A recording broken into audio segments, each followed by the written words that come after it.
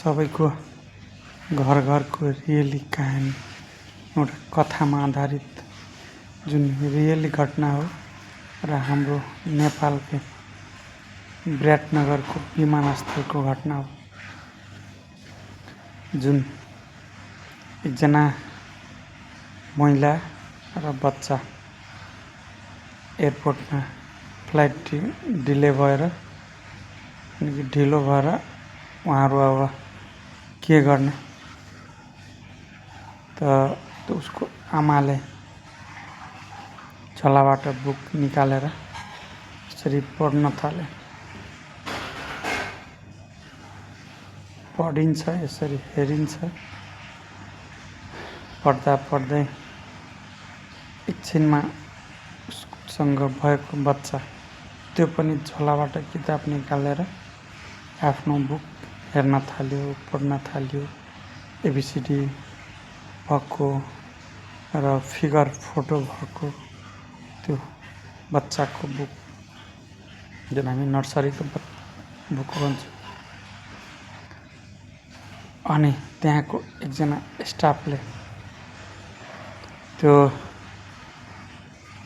किताब उसको आमाले उल्टो तरिकाले लेख्नु भएको थियो।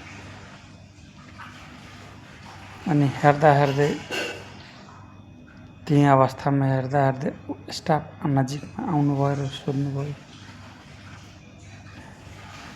हजुरले किन यो बुक उल्टो लिएर पढ्नुहुन्छ?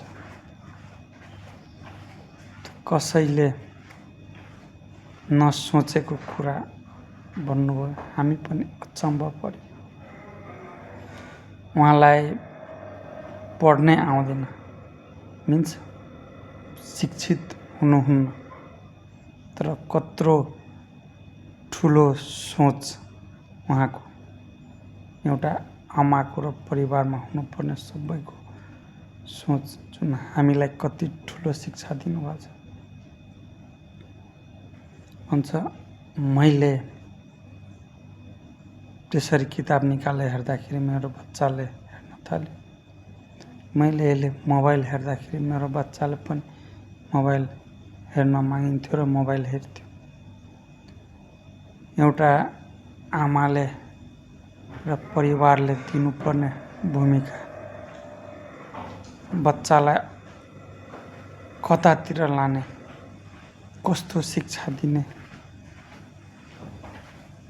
भनेर अचम्भको एउटा एजुकेटेड शिक्षित नभएको आमाको कत्रो ठुलो सोच जुन हामी सबैको घरमा अहिले यो प्रब्लम छ। मेरो घरमा नै छ, हामी पनि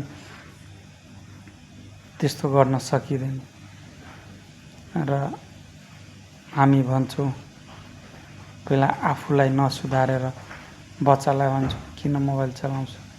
हामीले त्यो गुण उहाँलाई दिएको र देखाएको सिप दिएको जुन बच्चाले गर्दैछ। यो हाम्रो विराटनगर एयरपोर्टकै सत्य कथामा आधारित हो। योबाट हामीले पाउनुपर्ने शिक्षा जुन छ धेरै ठुलो महत्त्व राख्छ हाम्रो बच्चाहरूको लागि। तपाईँहरूलाई कस्तो लाग्यो? म सुझाव सल्लाह दिनु होला। धन्यवाद।